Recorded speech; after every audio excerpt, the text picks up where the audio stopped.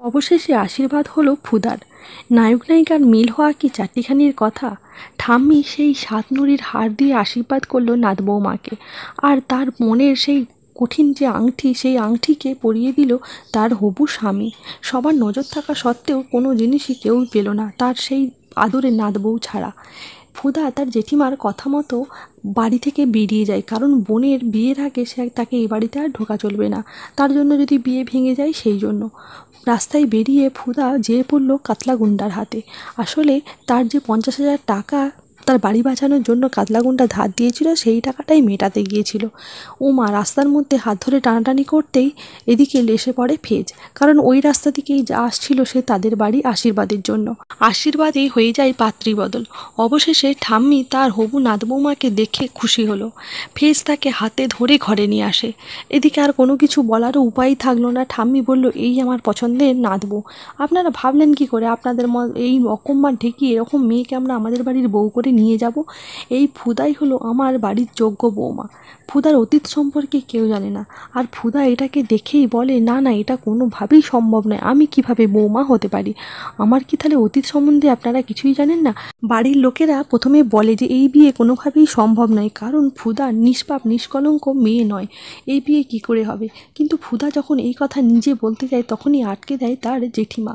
জেঠিমা বলে ওর জন্যে বাকি মেয়েগুলোরও আর বিয়ে হবে না, আর যদি এই বড়লোক বাড়িতে বড় মেয়েটারই বিয়ে হয় তাহলে বাকি মেয়েগুলোরও আমরা ঠিকই হিল্লে করে দিতে পারবো। এইদিকে ফাননবালা দেবীর প্রশ্নের মুখে পড়ে জেঠিমা, আপনারা এই বড় মেয়ে থাকতে ছোট মেয়ের কেন বিয়ে দিয়েছিলেন? এইদিকে জেঠিমা বলে, আমাদের অভাবের সংসার, আর ওর বাবা অনেক দিন আগেই মারা গেছে।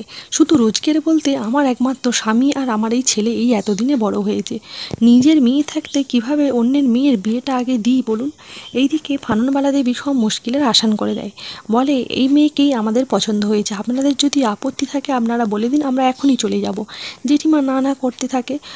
ফাননবালা দেবী আবারও বলে, এই মেয়ের সাথে বিয়ে হলে যেমন এর কোনো দায়িত্ব আপনাদের নিতে হবে না, সেই রকমই বাকি যে আর 2 মেয়ে আছে আপনাদের বাড়ি, তাদের দায়িত্বও আমরা নেব, তাদের বিয়ের দায়িত্বও আমরা নেব। এই ফাননবালা দেবী কথা দিচ্ছে। জেঠিমার চোখ তো ছানা বড়া হয়ে যায়, যে পাড়ায় তাহলে এত বড় বাড়িতে বিয়ে হলে মান সম্মান কোথায় যেয়ে দাঁড়াবে? আমাদেরকে আর কেউ ছোট করতে পারবে না। আর তাছাড়া এই দুটো মেয়েরও তো তখন আর বিয়ে দিতে অসুবিধার কিছু হবে না, বাড়িটাও ছাড়িয়ে নিতে পারবে। এত সব কিছুর কথা ভেবে জেঠিমা ফুদার হাত চেপে ধরে। অবশ্য ফাননবালা দেবীর নাতনি বলে যে, ঠাম্মি এত তাড়াহুড়ো করার কি আছে? যখন মেয়ে পছন্দ হয়েছে তোমার ভাইয়ের, তাহলে একটু ধীরে সুস্থিরে বিয়েটা দাও, কোথাও কিছু ভুল ত্রুটি তো হতেই পারে। ফাননবালা দেবী নিজের উপর ওভার কনফিডেন্স দেখায়, তার কোনো দিন কোনো ভুল হতে পারে না, তার চোখ ফাঁকি দিতে পারবে না কেউ। এই বলেই তাড়াতাড়ি বিয়ের আয়োজন করে। যথারীতি আশীর্বাদ হয়, সবাইকে প্রণাম করা হয়। এই হাল ফ্যাশনের যুগে ছেলে আর মেয়ে দেখাশোনা ঠিক হলে আলাদা করে সবাই কথা বলে, এটা আর নতুন কিছু নয়। তাই ফুদা আর ফেজ দুজনে মিলেই আলাদা করে কথা বলতে চায়। দুজনে যখন শুরু করে যে আমাদের অতীত নিয়ে, তখনই ফেজ বলে যে আমারও অতীত আছে, কিন্তু আমি কারোর অতীত নিয়ে আগ্রহী নই, আমরা এখন বর্তমানে বাস করছি, তাই এখনের সম্পর্কটাকে নিয়ে আমরা ভাববো। এইদিকে ফুদা আবারও বলতে যায় যে আমার অতীত কি আপনি জানেন? তখনই বলে, হ্যাঁ হ্যাঁ, তোমার অতীত সম্বন্ধে সব কিছুই আমরা জেনে খোঁজ নিয়েছি, আর ঠাম্মি তো যা সিদ্ধান্ত নিয়েছে সেই সিদ্ধান্তই চূড়ান্ত, বাড়ির লোকেরা খুশি হলেই আমি খুশি। ফুদা ভাবে হয়তো সে সব কিছু জেনে শুনেই এই বিয়েতে রাজি হয়েছে। আশীর্বাদ হয়ে চলে যাওয়ার পরের দিনেই বিয়ে বাড়ি থাকে, তাই ফেজ যায় সেই ফিমনের কাছে, কারণ এত বড় একটা ইভেন্ট ম্যানেজমেন্টকে এই বিয়ের দায়িত্ব দিতে হবে। তাছাড়াও তার সাথে তার একটা পুরনো শত্রুতা আছে, সেই শত্রুতার জন্যই আরোই সে যায়। বলে, একদিনের মধ্যেই আমার বিয়ে, আর সব থেকে বড় ম্যানেজমেন্ট কোম্পানি শুনেছি নাকি আপনার, তাই এইখানে বিয়ে বাড়ির আয়োজনটা আপনাকেই দিতে চাই।